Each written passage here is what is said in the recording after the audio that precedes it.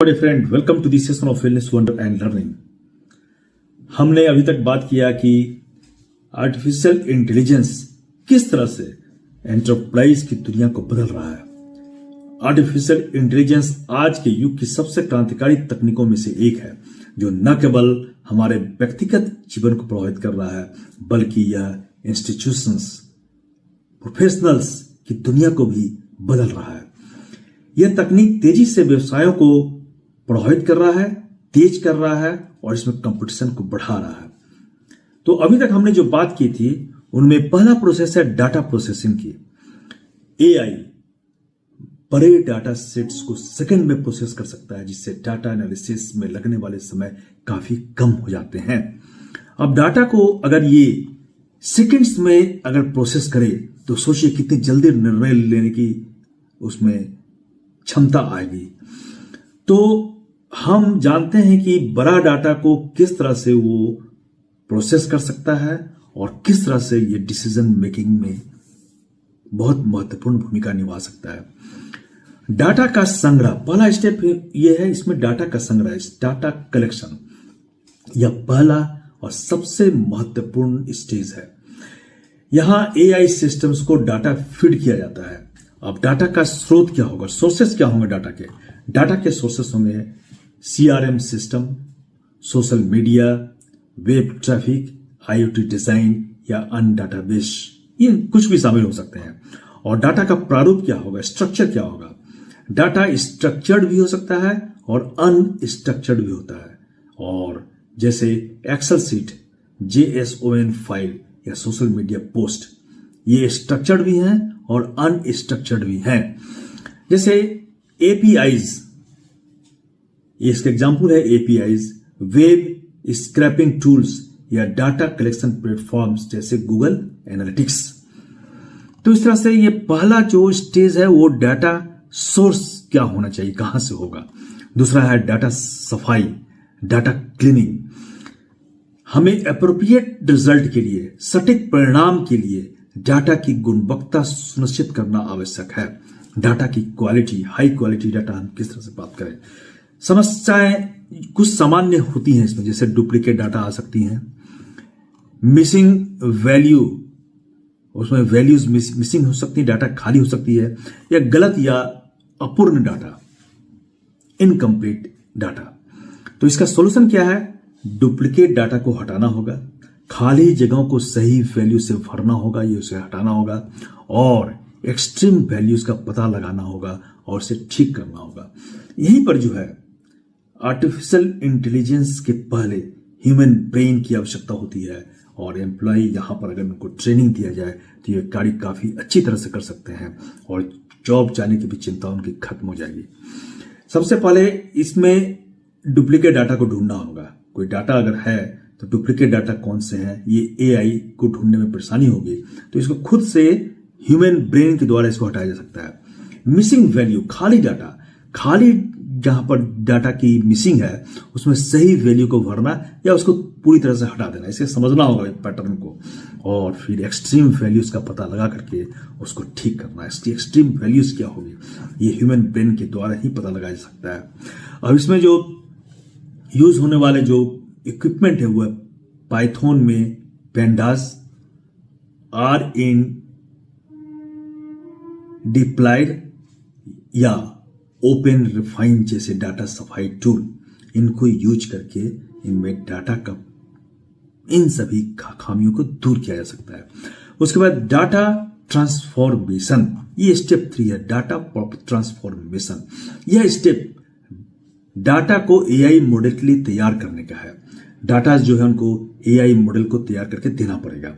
Data normalisation, सभी data को एक समान पैमाने पर लाना। उदाहरण के लिए 0 से 1 के बीच, ये एग्जाम्पल है, 0 से 1 के बीच एक समान पैमाने पर स्केल में उसको लाना होगा। फिर फीचर इंजीनियरिंग, डाटा से उपयोगी विशेषताएं, फीचर्स को निकालना होगा, और इसे हम एग्जाम्पल से समझते हैं, जैसे तारीख से महीना और साल निकालना, तारीख से महीना और साल को निकालना, ये हमको करके देना पड़ेगा। उसके बाद है categorical data encoding, text data को संख्या में बदलना, जैसे मेल को 1 और फीमेल को 0, इसको हमको संख्या में बदलना पड़ेगा, न्यूमेरिकल वैल्यू देना पड़ेगा। और इसके लिए जो हम जो उपकरण इक्विपमेंट यूज कर सकते हैं वो है पाइथन में स्कीटिक लर्न और नंबपी और पेंडास। ये सभी जो है सॉफ्टवेयर्स है जिनके द्वारा इनको किया जा सकता है। उसके बाद फोर्थ स्टेप आता है। फोर्थ स्टेप है डाटा प्रोसेसिंग और एनालिसिस। क्या है डाटा प्रोसेसिंग? अब डाटा को एआई मॉडल में प्रोसेस किया जाता है। एआई मॉडल में इसको प्रोसेस करना, मशीन लर्निंग एल्गोरिदम, डाटा को मशीन लर्निंग मॉडल में फिट करना, जैसे रिग्रेशन, क्लस्टरिंग या डीप लर्निंग। ये डाटा को लर्निंग एल्गोरिदम में चेंज करना है। फिर रियल टाइम प्रोसेसिंग, डाटा को रियल टाइम में प्रोसेस करना होगा, जैसे कि स्टॉक मार्केट डाटा या लाइव स्पोर्ट्स एनालिसिस। इसे रियल टाइम में प्रोसेस करने की आवश्यकता है। फिर डाटा विजुअलाइजेशन, डाटा के रुझानों और पैटर्न्स को समझने के लिए चार्ट और ग्राफ को तैयार करना। यह है डाटा को विजुअलाइजेशन। उनके रुझानों को हम समझ सकते हैं चार्ट के द्वारा, एक पैटर्न को समझ सकते हैं ग्राफ के द्वारा। तो इस तरह से उनको फिर हमको विजुअलाइजेशन फॉर्म में लाना पड़ेगा। और इसके लिए जो हम सॉफ्टवेयर यूज करेंगे, मॉडल ट्रेनिंग, जैसे टेंसर फ्लो, पाइटॉर्च या स्किटिक लर्न। विजुअलाइजेशन में मैट प्लॉटलिब, सीबॉर्न या टेबल ऑल, ये सभी जो विजुअलाइजेशन टूल्स हैं इनमें उनको विजुअलाइज किया जा सकता है। उसके बाद स्टेप 5 मॉडल इवैल्यूएशन। प्रोसेस किए गए डाटा का उपयोग मॉडल को जांचने और उनके प्रदर्शन को आंकने के लिए किया जाता है। जैसे मैट्रिक्स, एक्यूरेसी के लिए मैट्रिक्स यूज करते हैं, प्रिसीजन और रिकॉल या F1 स्कोर। फिर A/B टेस्टिंग, दो मॉडल्स की तुलना कंपेयर करके यह पता लगाना कि कौन सा बेहतर काम कर रहा है, उसे A/B टेस्टिंग कहते हैं।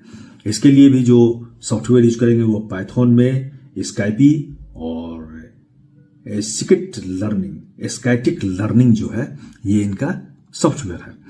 फिर 6th स्टेज क्या है? डाटा स्टोरेज और उपयोग, डाटा स्टोरेज और यूटिलाइजेशन। प्रोसेस किए गए डाटा और मॉडल के आउटपुट को स्टोर और उपयोग किया जाता है। उन्हें स्टोर करके फिर उसे यूज किया जा सकता है। जैसे data storage, cloud storage platform जैसे AWS, गूगल क्लाउड और एज्योर का उपयोग किया जा सकता है और यही सॉफ्टवेयर है जिसमें इसे यूज किया जाता है।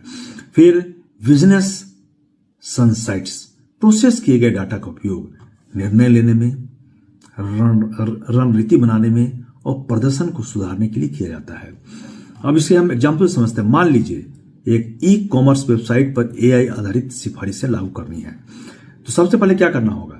वेबसाइट से ग्राहक का ब्राउजिंग और खरीदे गए डाटा जो है उनको इकट्ठा करना होगा, डाटा को क्लीन करना होगा, जैसे डुप्लीकेट खरीदारी को लॉक्स को हटाना होगा, उसमें हो सकता है डुप्लीकेट खरीदारी का डाटा हो। फिर ग्राहकों के व्यवहार का विश्लेषण करने के लिए फीचर निकालें, जैसे अधिकांश समय देखा गया प्रोडक्ट, ये फीचर निकालना होगा विश्लेषण करके।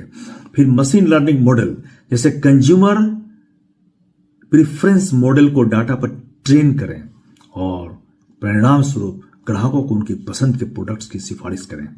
इस तरह से डाटा प्रोसेसिंग में AI का उपयोग व्यवसायों को तेज करने में और सटीक निर्णय लेने में हम इसका उपयोग कर सकते हैं। उसे सक्षम भी बनाता है ये AI।